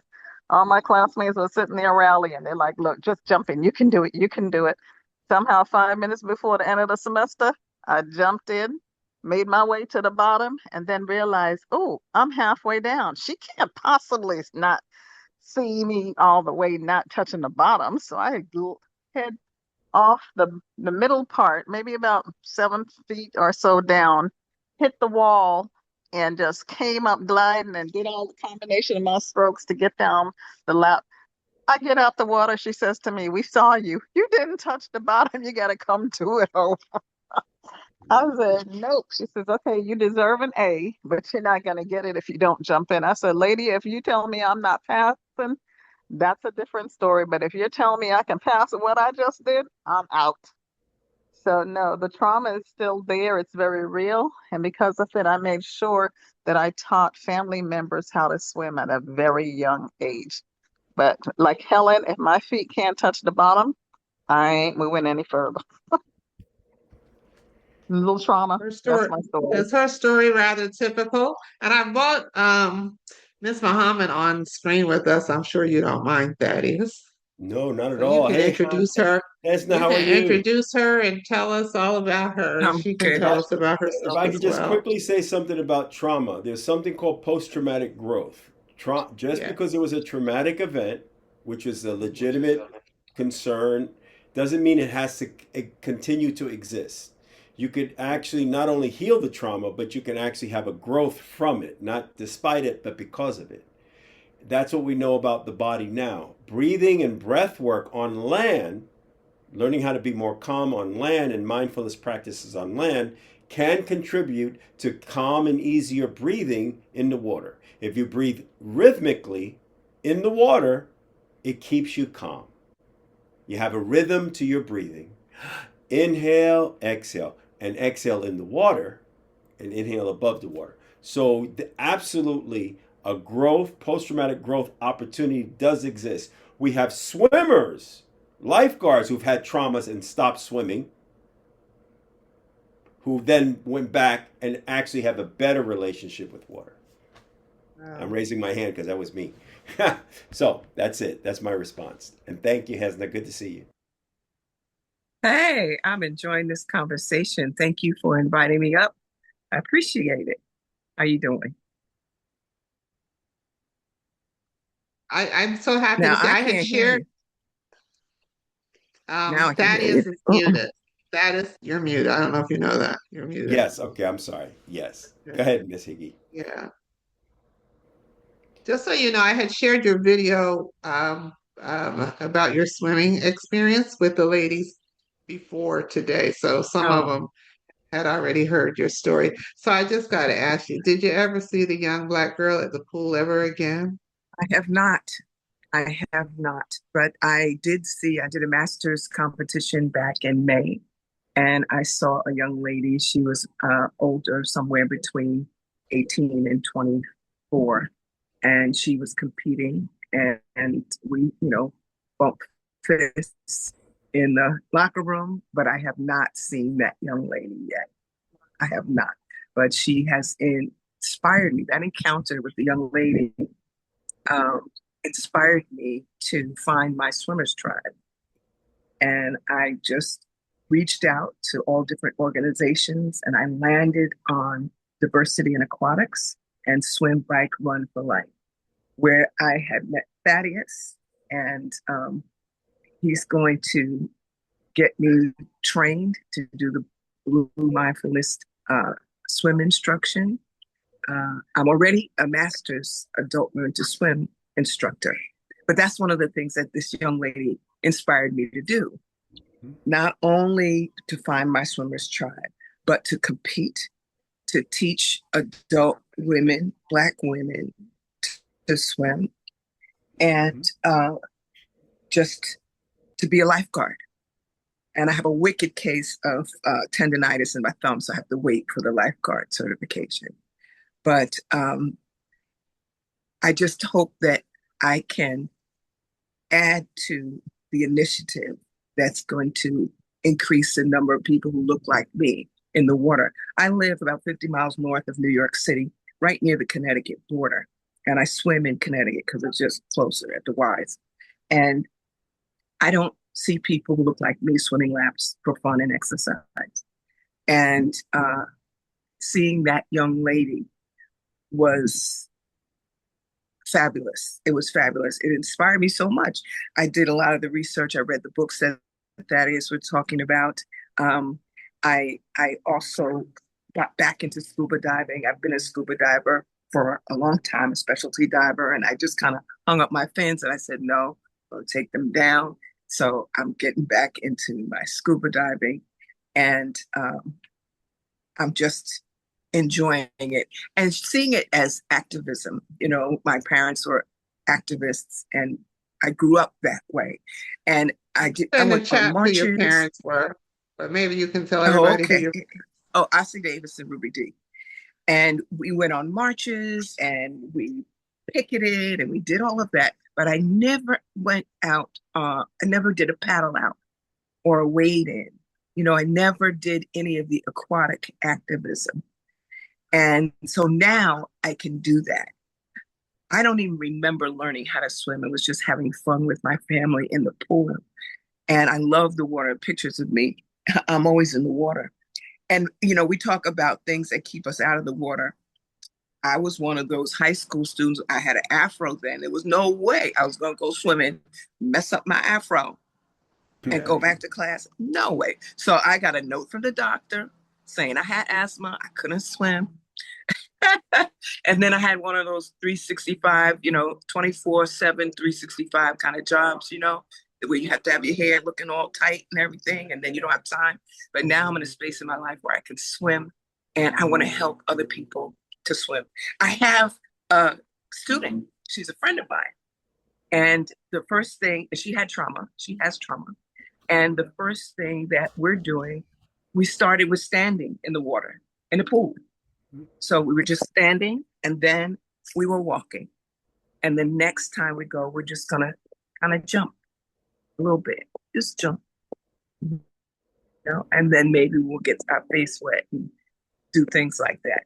But I'm looking forward to, you know, maybe working with some of you. I know I'm gonna be connected to Thaddeus and his Blue-Mindfulness approach to teaching swimming. And Susan, you may not remember me from Grenada, but I have a couple of photographs of you when you were working with the young folks down there. I took some photographs when we were out at the beach. So I look forward to hearing more swim stories and helping folks learn how to swim and connect with the water because it's so, so important. So that's me. Well, Thank you. I take it your parents both knew how to swim? I don't know if my father knew how to swim. I never saw him swimming. I tried to teach my mother how to swim because she had this fear. Someone had told her, a psychic told her that she was going to die by water. And so she's decided she was going to learn to swim. That was her rationale. But she could never get the hang of it. She just couldn't do it. It was painful to watch. It was. And she actually did die by water because she had congestive heart failure, you know, so you have that water in your body. So the psychic was right. I don't know about my father. He was in the pool with me all the time. He was in the water, but he was more like a mountain, standing there, one of the things that I could climb on, in the pool. But my kids know how to swim. They can save their lives in the water. I've got a couple of family members with some trauma that I'm going to help work them through. But I had opportunities to swim growing up. I didn't encounter the closed doors or the snide remarks or any of the barriers that some folks in my generation encountered. So I had the relationship with water. And I don't know where it came from other than just being with my family in the water. That's what I remember, playing with my family in the water. That's what got me. Thank you. Actually, when I heard your video, I said, I'm going to reach out to her and have her come be a guest. So you showed up today, so that's beautiful. Sure. Yeah. Thank you. Thank you so much. I love this gathering. I'll have to come back. Come again. We gather every Sunday, different topics, but usually of interest like this one. Thaddeus, you've done a really good job of just getting us over that fear. I think people are ready to start swimming. But before I let you go, Mike, I think you're the only guy in the house, another Howard alum. Michael, what's your question, babe?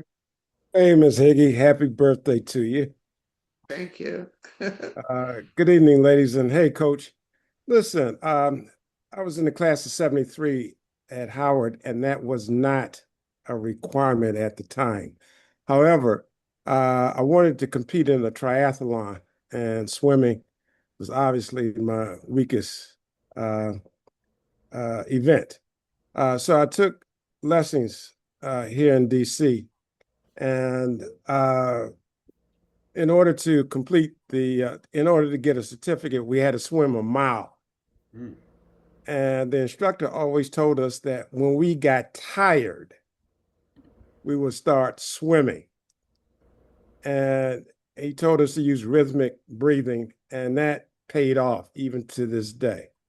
And good instruction. Listen, I got a question. I always had issues with goggles.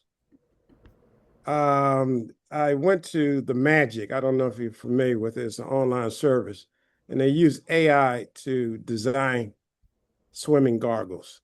And that still didn't work for me. I was wondering if you could recommend how can someone get a fitted set of goggles for swimming to do laps? So there's two types of goggles. One, they sit within the eye socket. I use Vanquisher by Speedo. I recommend those, but everybody's face and bone structure is different. Exactly. So you may need the goggles that come outside of your eye socket. They're bigger, and they're outside of the eye socket. If the ones that go inside the eye socket, and they have to create a vacuum. You could have inexpensive goggles, and they can work, or you could have expensive goggles that don't work. It depends. The nose piece, there's some of them have an adjustable nose piece, so the bridge of your nose and how it sits in your eye socket, you adjust the largest if you need it larger or smaller. All those matter. Also, the strap has to go straight back. So it's also positioning. And if you make a lot of faces while you're swimming, you can break the seal of and it doesn't matter how expensive they are or if they fit. If you're always making faces, you break the seal. Yeah. Do yours so leak? You have to keep them. Do yours leak? They can leak if I don't take the time to put them in right, and I have to adjust the strap and just so and get it. And when it doesn't leak, then I don't touch them anymore, or I try not to. If you're always taking your goggles on and off, on and off, on and off every time you stop, ideally once they fit, don't touch them, leave them alone. And you may need less tighten. But I go to the swim stores and I try goggles on. I take them out of the case. I put them. If they have a suction, a vacuum, they work. If they don't, they pop off. They don't stay. Then they don't work. Without the strap, by the way. Without the strap. So I would say try the ones that go around the eye socket. They're bigger. I forget the name of the brand. Those they don't. They're pretty. They can create a really nice vacuum if you're doing. When you remember the name, can you send it to Miss Higgy so she could share it with me? Yeah, I used to have a pair of those, and now I forget. Yeah. Yeah, Sure. I got a top drawer full of goggles that don't work for me. Right. Maybe Aquasphere. Aquasphere. That's it. Aquasphere. Sphere. And they have different sizes, different styles. Try them on before you buy them. They have to create a vacuum. And Is that SPEAR spear? AQUASPHERE. Oh, sphere. Aquasphere. Oh, okay. Okay. Thank you, folks. You're welcome. Thank you, Michael, for your question. And thank you for hanging out with the ladies today. We opened it up. I didn't know if guys would show up for this, but thank you. Before we let you go, both of you all, can you all talk a little bit about Alicia's question? She wanted to know what were your thoughts on, Alicia is still here, I hope. Her question had to do with Malcolm Jamal Warner. And when you were talking at some point, I thought of him as well. So, because he was an experienced swimmer from everything we heard. So I read reports through the Water Safety Drowning Prevention International groups that I'm part of, and the report says that it was a beach that was already challenged, and they had a lifeguard on duty, and that because of shortages, the lifeguard was called to another beach. And that just is the coincidence of that lifeguard leaving at a time, and it was known to have a little rough current. It was known. But he was a competent swimmer, but he wasn't, it doesn't matter. A competent swimmer in rough water can become an incompetent swimmer. A lifeguard in rough water can need saving. If you got to really know your water, and that was hugely traumatic. I got so many texts and emails about that. That was huge because he was well loved, and it was just so sad. His daughter was there, but it was the conditions were not good for swimming, and the lifeguard left to go to another beach because they had shortage. Do they have a sign up that said don't, Well, usually they'll tell you the riptide is high or whatever. Well, I'm not sure, but most beaches will say there are signage at most beaches say something about the conditions, but usually it's the lifeguard because the conditions can change, and the flags that the lifeguard flies mean different things. So if it's green, water's calm, there's no problem. If it's yellow, be cautious. If it's red, if it's purple, it's jellyfish. Jellyfish are in the water, right? Be careful. So there's different flags. The lifeguard also would tell people, hey, whistle and say, don't go over there. It's dangerous. Stay over here. They can see, you can actually see rip currents. You can see them most of the time you can tell where they are if you know how to look for them. So yeah, it was just probably a very sad chain of events that led to that. And I'm just it was hard. That was a hard day. Yeah. But we can overcome it, and we can learn to swim, and we can have post-traumatic growth. We can have joy in the water. We can experience water as medicine, water as healing, water as communal, water as fun, curious, competent, confident, compassionate. It can actually enhance our sense of well-being in a moment, in an instant. It could change your day for good. If your relationship with water is one of knowledge, safety, and you know your limits, and you're working with other people that are going to help you stay safe. Yeah. Yeah. So before we go, two things. Ms. Muhammad, can you just quickly tell us a little bit about the program that you're doing? Is it virtual? Is it online? How do people get involved? Oh, this what I put in the chat between you and me, it was just about initiative that I'm working on called Daughters of the Movement. And there I work with daughters of other leaders of the civil rights movement of the 50s, 60s, and the present. And we do speaking engagements and things like that. And we're working on a HBCU tour. So that's what I was texting you about or chatting. I didn't realize it was a pride. I'm sorry. I thought it went to everybody. I'm doing too many things at once. No, well, I don't know. If it did, it's fine. Y'all got my email address. Yeah, so I really would love to have you come and maybe you and the other daughters of the movement can come and talk to us. That would be great. Because whoever, I never thought about aquatics as activism, so I would love to hear more about that. Yes, absolutely. Yes, Absolutely. I'll reach out to you so we can talk about having you come back and talk to us about that some more. Okay. And then Susan, real quick, you wanted to tell us your crazy story. And then Thaddeus, if you can just tell us about your retreats, what's involved in them, and how you and when Black women gather. If we can, do something together, that would be really great. So Susan, can we get you to go first? Sue, are you still with us? So I'm here. It was a little crazy. Is when I first started teaching swimming in New York. We had a mommy and me class for any child 3 years or under would be in the water with the parent. We showed the parent how to work with the child. So a mom and dad who were both beach lifeguards in New York. So they were not at all fearful. 2 6-month-olds, started them as young as you could do so through the American Red Cross. Both kids were bathed together, had really all the same water experiences up until they got to the pool, where one child was screaming his head off and the other was loving the water.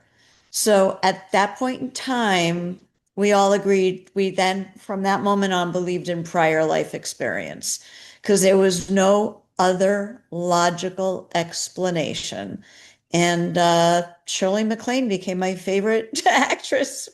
Anyway, so that was my crazy story. You don't have to believe it, but that was just our experience. So no other logical explanation. That was it. Incredible to me. And of course, Shirley MacLaine is your favorite. Thank you, Susan. Who knows? Maybe our first retreat will be in Florida with you, even though I wish I had known you when I was there because I had a pool at my place and I would have had you and Thaddeus. I would have learned how to swim while I was there. So, Miss Phyllis, you're a few months late and making this connection. I'm up in New York and Philly and Jersey, so A lot of we'll these find women are each probably other. from Jersey. Yes, thank you. Um, Ms. Muhammad, again, we'll have you back here at another time. I look forward to it. And thank you so much for allowing me to share your presence with us today. So everybody on here loved and adored your parents. I didn't want to leave with that. I wanted. Yeah, they were great people. I'm really humbled. I know how to pick parents good. I can pick my parents good. So I loved them. We were all very proud of them. They definitely gave us a lot to be proud of. So thank you. Thaddeus, it's all yours. Let's talk for a closing. First of all, let me tell everybody, thank you so much for coming here. This has been really great. And thank you for being as attentive and involved as you have been with Thaddeus. I'm sure he appreciates it too. So go ahead, Thaddeus. Talk to us about a closing and how we can all meet in person. Yeah. I'm having a blast. Somebody's mic is open. Yeah, let me see who. Somebody needs a mute. I can't see who it is. Who is it? Who is it? Okay, go ahead, Thaddeus. Yeah, so I'm having a blast in diversity in aquatics. We and activism. That's how in aquatics formed because we Black swimmers and lifeguards and swim instructors, people in the aquatic space, said we wanted to do more to increase the representation of Black people in aquatics, but all people of color and all people of all abilities, by the way, as well, because we do adaptive aquatics as well, meaning children and adults with any disabilities or challenges. What I'd also like to say is that we did a water as wellness retreat in Grenada just 8 days ago. There's some folks on here that have been, in addition to Hesna Muhammad and Suzanne, that are actually in Grenada at the moment. And we are looking to continue to grow and use the experience of the beautiful, pristine, aqua blue water of Grenada at Grand Anse Beach as a place where adults, a group came from Atlanta, Atlanta's Tri Sisters and Atlanta Swim Bike Run for Life. We've worked with them in Atlanta. There's HBCU Swim Meet and Water Safety Festival every December at Morehouse College. So, and if locally, if anyone wants to organize a water is wellness event, they have a pool, and we do travel. Our members are up in the DC area. There's a significant number of them based in the DC area, but we do travel. We travel to support, like I went to Grenada. I went to St. John's Anglican School. I talked about swimming and water safety in celebration of George Albert Prudhomme, who was a Grenadian who could swim. He was an extraordinary swimmer. So we used his legacy to talk about swimming and get the young people inspired to learn to swim. And we will, if anyone wants to host an event, and somebody put in the chat when everyone swims, there's a chance you can actually screen the film as a fundraiser to promote swimming and to raise funds. That film is available.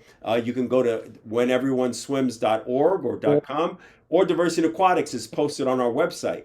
And if you put together an event, we will come. International Water Safety Day was May 15th. We celebrate it every year. Everybody can celebrate it any way they want. World Oceans Day was just passed. It was June 8th. You can celebrate it any way you want. You can celebrate World Oceans Day. Wait a minute. Did I say June 8th? Yeah, that's tomorrow. That's my tomorrow. Birthday. But it is tomorrow. It is tomorrow. And then July is World Water Drowning Prevention or Water Safety Day. July 25th is World Water Safety. So there's a lot of ways to keep the conversation going. And diversityaquatics.org, diversityaquatics.org. We're there. We have a collection of other councils, including we do rowing, we do scuba diving, and Hesna and Susanna both scuba divers. We do all things aquatics. Yeah. I love it. I love it. And your energy, I'm sure you hear this all the time. Your energy is just contagious and very positive. So, and I think, like we like to go to doctors that look like us. I'm going to guess there's some benefit to having a swimming instructor that looks like you too. Maybe, like you said, you're not focused so much on what other people are thinking, and that other people in the circle might be more qualified or skilled than you. So that's been really good. Thank you so much. I hope you've enjoyed your time with us, and I hope you'll come back again. I hope that you and I are definitely going to talk and do something in person. You had even talked about, maybe if not an island, always there's like a pool, even though we love traveling. But you mentioned that there's some beautiful pools around the country. Mm-hmm. So that's always a possibility too. And also look in the chats, folks. I listed a link that has black beaches. I just heard about the black beach in South Carolina on Myrtle Beach. Part of Myrtle Beach is Atlantic Beach, and there's a Black history story that goes with that. And you all heard about Bruce Beach in LA, where the family just resumed ownership of the area. So we've been not afraid of water for a very long time. So yeah. There's also Buckrow Beach in Hampton, Virginia. And they will put on a big display coming up June 19th. But they have been observing this for years. Right. Buckrow Beach, Hampton. Yeah, I think everywhere. In New Jersey, South Jersey, it's called Chicken Bone Beach. Is that right? I think everywhere has a black beach that's probably not functioning. Anyway, if we can all take ourselves off mute, for those of you who've been around before, you know what we're about to do. Is it World Ocean Awareness Day tomorrow? Okay, thank you, Susan. So if everybody can unmute and we can do our farewell, that'll be great. And we'll sign off. And those of you who want to stay around and talk a little bit more, we can do that afterwards. But I don't want to take up that. Thaddeus didn't tell you all, but he's about to leave for Kenya. and that's exciting. Wow. So Have we a need to safe let him trip. go and get Thank packed. you. Have a safe But trip. anyway, thank you all for coming and for another good my Saturday. This is Sunday. When Black women gather, Amazing Things things happen. amazing things happen. And this has been another amazing Sunday This with is you all. And been thank you for coming. amazing. Look forward to seeing you all next week when we have another good topic. Those of you who Thank are just you. coming for the first time, you will become a part of my email list. Just tell me if you don't want to be on it, it's okay. And I will let you know. I'm not offended at all. But anyway, thank you, Thaddeus, again. Have a Thank safe you. trip to Kenya, and Thank you. we'll be in touch soon For sure, for again. sure. Hey, Thank All Arlene, right. you. Emily. Thank you so much. Bye. Give him Bye-bye. some love Thank before you. he goes, y'all. Thank you. Hey, Miss Thank you, Pearl. Thaddeus. Hey, Kat. Bye-bye. Hey, Hey, Thaddeus. Ramona. Hey, Bye-bye. Thank you, Thaddeus. hey, Jen. Bye. You're Thank you. welcome. Thank you, everyone. Safe Thank you, travels. Bye-bye. Good session. Miss Thank you. Safe Phyllis. travels. Yeah, thank Definitely. you. Definitely. Thank you Hey, so Miss much, Menz. Thaddeus. Principal Menz. Is she here? Yeah. Oh, Erna, I saw she left something in the chat. So Okay. thank you. All righty.